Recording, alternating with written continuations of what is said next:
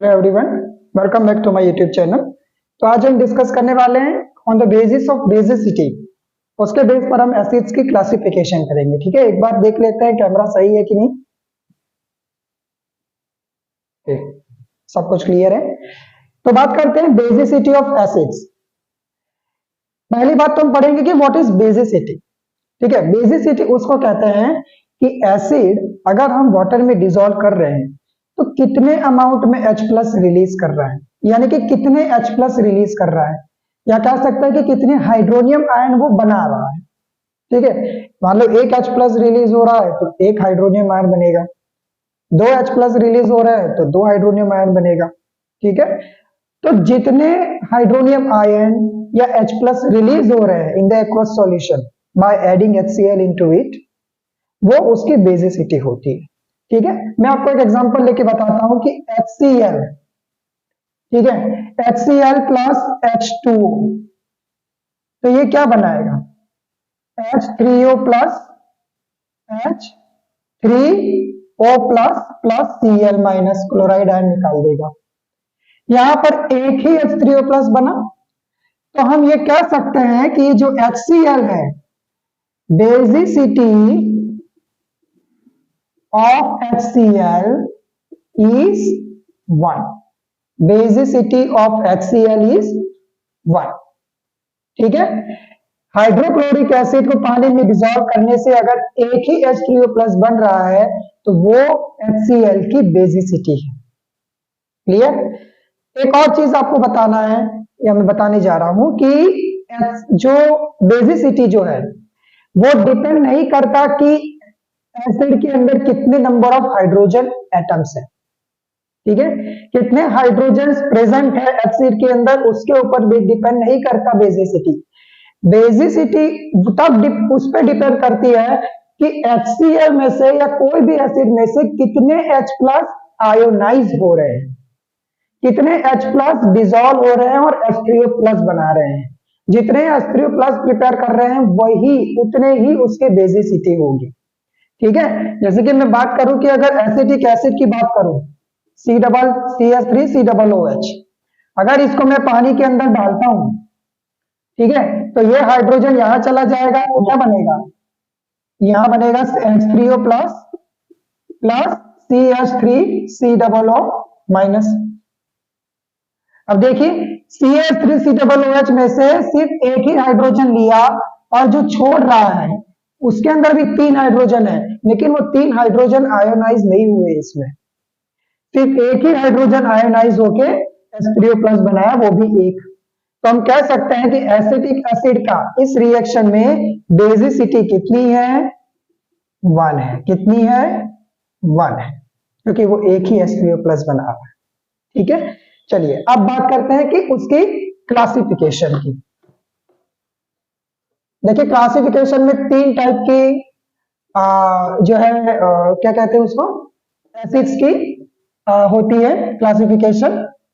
एक होती है monobasic acid, one by one पढ़ते हैं। मोनोबेसिक एसिड, ठीक है, वन बाय वन पढ़ते हैं। मोनोबेसिक एसिड यानी कि ऐसी एसिड जो एक ही स्टेप के अंदर एक H3O प्लस बना देता है।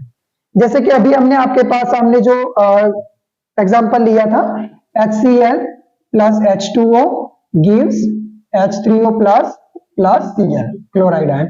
तो ये जो उसमें देखो H3O प्लस एक ही बन रहा है।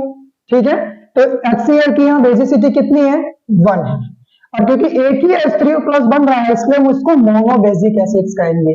मोनो का मतलब ही होता है 1। क्लियर, क्या होता है, 1, यानी कि the acids which ionize in the aqueous solution to form only one hydronium ion और H plus ion in the aqueous solution, they are called as a monobasic acids. ठीक है, जो एसिड्स डिसॉल्व होने पे सिर्फ एक ही हाइड्रोनियम आयन या एक H प्लस आयन प्रिपेयर करता है तो वो मोनोबेसिक एसिड होता है। रही बात, हम बात करते हैं डाइबेसिक एसिड की। डाइबेसिक एसिड्स किसे कहेंगे, ठीक है, डाइबेसिक एसिड्स किसे कहेंगे, इसके अंदर एक हाइड्रोनियम आयन बन रहा है, तो इसके अंदर दो हाइड्रोनियम आयन बनेगा। लेकिन डायबेसिक एसिड्स को दो हाइड्रोनियम बनाने के लिए 2 स्टेप से गुजरना होगा, 2 स्टेप्स में से गुजरना होगा, तब जाके वो दो हाइड्रोनियम आयन बनाएगा। कैसे? मैंने एक एग्जांपल लिया है H2SO4 plus H2O gives H3O plus HSO4 minus. Sulphuric acid ने पानी के साथ रिएक्ट करके एक ही H3O प्लस यहां बनाया, लेकिन अभी भी इस रिएक्टेंट के अंदर देखिए एक हाइड्रोजन है, वही ये जो है HSO4 ये फिर से रिएक्ट करेगा किसके साथ? उसी पानी के अंदर। पहले तो ये बनेगा, बाद में वही का वही पानी के साथ, वाटर के साथ फिर से डिसॉल्व होके एक और हाइड्रोनियम आयन बनाएगा और H3O प्लस। तो SO4 क्या करेगा? वो निकाल देगा, सल्फेट आयन निकाल देगा वो। अब यहां देखिए इस रिएक्शन को आप बैलेंस कीजिए, ठीक है। HSO4 तो आगे जाके H2O में मिक्स हो गया, ठीक है, इसलिए इसको रखने की जरूरत नहीं है, ठीक है। अब इस रिएक्शन को बैलेंस कीजिए, H2SO4 प्लस H2O कितना हुआ? 2H2O gives 2 H3O प्लस बन रहे हैं, सो 2H3O प्लस आयन कॉन्सेंट्रेशन और SO4 यही बचा है 2 माइनस। क्लियर? यहां देखिए 2 H3O प्लस बन रहे हैं, इसका मतलब कि ये डाइबेसिक एसिड है। अगर मैं H2SO4 की बेसिसिटी बात करूं तो बेसिसिटी इसकी कितनी आएगी? 2 आएगी। कितनी आएगी? 2। क्यों? क्योंकि 2 H3O प्लस इसके अंदर वो प्रिपेयर कर रहा है, ठीक है। उम्मीद करता हूं आप लोग समझ गए होंगे। अभी डिस्कस करते हैं अबाउट ट्राइबेसिक एसिड्स, ठीक है। मोनोबेसिक में एक H3O बनता है या एक H प्लस रिलीज होता है, डायबेसिक के अंदर 2 H प्लस रिलीज होते हैं या 2 H3O प्लस बनते हैं, लेकिन डायबेसिक में 2 स्टेप से गुजरता है। वही बात करते हैं ट्राइबेसिक एसिड के अंदर। ट्राइबेसिक एसिड्स के अंदर 3 स्टेप से गुजरता है रिएक्शन, 3 स्टेप से रिएक्शन गुजरता है और यहां पर 3 H3O प्लस बनते हैं, यानी कि 3 हाइड्रोजन आयन रिलीज होते हैं और 3 H3O प्लस बनाते हैं। यानी इसकी बेसिसिटी की बात करें तो कितनी होगी? 3। Very good. बेसिसिटी इसकी कितनी होगी? 3 होगी। मैं एक एग्जांपल ले रहा हूं H3PO4 यानी फॉस्फोरिक एसिड, इसका मैं रिएक्शन करवा रहा हूं H2O के साथ, ठीक है। ये रिवर्सिबल की साइन है, मतलब कि इधर प्रोडक्ट से रिएक्टेंट हो सकता है।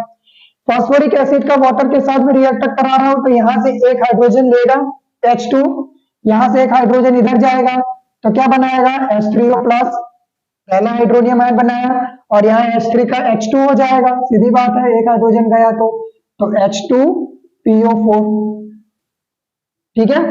H2PO4 माइनस लिखेंगे ऊपर क्योंकि एक हाइड्रोजन गया है। अभी यही H2PO4 फिर से वाटर के अंदर आएगा, क्योंकि वाटर के अंदर ही सब चीज हो रही है। वही H2PO4 फिर से अंदर H2O के अंदर आएगा तो क्या बनाएगा? ये हाइड्रोजन H2O है, यहां से एक और हाइड्रोजन उठाएगा तो यहां से एक और H2O प्लस बनेगा और H2 का क्या हो जाएगा? H बन जाएगा, HPO4 बन जाएगा, ठीक है। यहां से एक हाइड्रोजन गया इसलिए माइनस एक ही हुआ, यहाँ दो हाइड्रोजन थे उसमें से एक और हाइड्रोजन गया, यानी यहां पर होगा -2, ठीक है। हो गया? समझ गए? एक हाइड्रोजन गया तो -2 हो गया।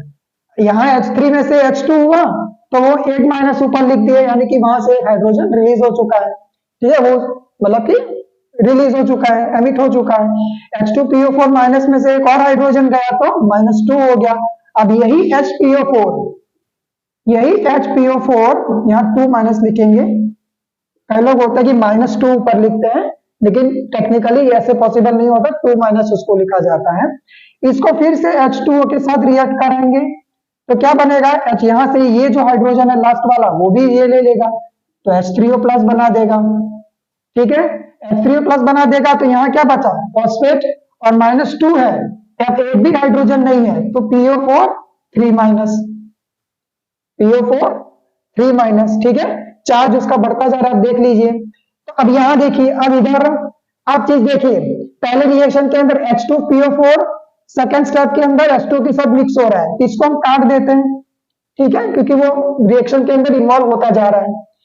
अभी ये इन्वॉल्व होने के बाद H3PO4 तीसरे स्टेप में भी फिर से वाटर में इन्वॉल्व हो रहा है, तब जाके H3O बना रहा है, तो इसको भी काट देते हैं, ठीक है। बट ऑब्वियसली सेम है तो कटेगा ही, और वो रिएक्शन के अंदर पार्टिसिपेट होते जा रहे हैं और उसका एग्जिस्टेंस बाद में खत्म हो जाता है, तो ये इनको हम काट दे रहे हैं, ठीक है। अब रिएक्शन को आप बैलेंस करो, H3PO4 ये वाला plus H2O H2O H2O 3H2O gives H3 कितना हुआ 3H3O प्लस यहां कुछ बचा ही नहीं है तो PO4 माइनस 3 माइनस या माइनस 3 फॉस्फेट आयन, ये रिएक्शन बन गई। अब इस रिएक्शन को देखो पूरी तरह से बैलेंस भी है और यहां पर 3H2O बने हुए हैं, इसका मतलब कि इसकी बेसिसिटी कितनी है 3 है, क्योंकि 3 हाइड्रोनियम आयन बना रहा है या 3H प्लस रिलीज हुए हैं, तब जाके इसकी बेसिसिटी कितनी हुई 3 हुई। तो इसी को हम क्या कहते हैं ट्राइबेसिक एसिड, क्या कहेंगे tribasic acid. I hope you understand everything, ठीक है। मोनोबेसिक, डाइबेसिक और ट्राइबेसिक, इसको आप प्रॉपरली एग्जाम के अंदर भी, बोर्ड एग्जाम के अंदर अच्छे से बोर्ड एंड राइटिंग में रिएक्शंस के साथ आप एक्सप्लेन कर दीजिएगा। मोनोबेसिक लिखिए, डेफिनेशन लिखिए और रिएक्शन बताइए, डाइबेसिक लिखिए, डेफिनेशन लिखिए और 2 स्टेप में रिएक्शन बताइए। ट्राइबेसिक है तो डेफिनेशन लिखिए कि भाई ये एसिड है जो डिसॉल्व होते ही 3 H3O प्लस या H प्लस बनाते हैं, ठीक है, और उसकी बेसिसिटी 3 होती है। 3 रिएक्शंस लिखिए, उसको सॉल्व कीजिए और फाइनल रिएक्शन बना के दिखाइए कि भाई 3 H3O प्लस वहां पर प्रिपेयर्ड होते हैं, ठीक है। तो आपको पूरे के पूरे नंबर मिल जाएंगे, ठीक है। बहुत एक्सेसिव बुक एनसीईआरटी का ज्यादा से ज्यादा चीजें नहीं लिखनी है, सिंपली आपको एक्सप्लेन करना है और खुले खुला लिखना है थोड़ा, ठीक है। राइटिंग अच्छी निकालिएगा तो आपको मार्क्स डेफिनेटली मिल जाएगा। बोर्ड एग्जाम्स के अंदर कोई बड़ा टफ चेकिंग नहीं होता है, सीबीएसई बोर्ड में तो और इजी चेक होता है, ठीक है। रही बात करेगा यूपी बोर्ड की तो बहुत ज्यादा टफ चेक होता है, मैं मानता हूं, बट सीबीएसई इज इजी। तो इसी वजह से आपको प्रिपेयर करना है monobasic, tribasic, dibasic and tribasics acids, ठीक है। बेसिसिटी की बात करें तो पहले की 1, 2 और इसकी 3, clear. I hope you understand everything in this video. On the next video हम डिस्कस करेंगे अबाउट कॉन्सेंट्रेशन ऑफ एसिड्स, ठीक है। बहुत छोटा सा टॉपिक है, एसिड्स की कॉन्सेंट्रेशन क्या होती है, कैसे हम डिटरमाइन करते हैं, उसके बेस पर हम नेक्स्ट वीडियो में डिस्कस करेंगे। तब तक के लिए गुड बाय।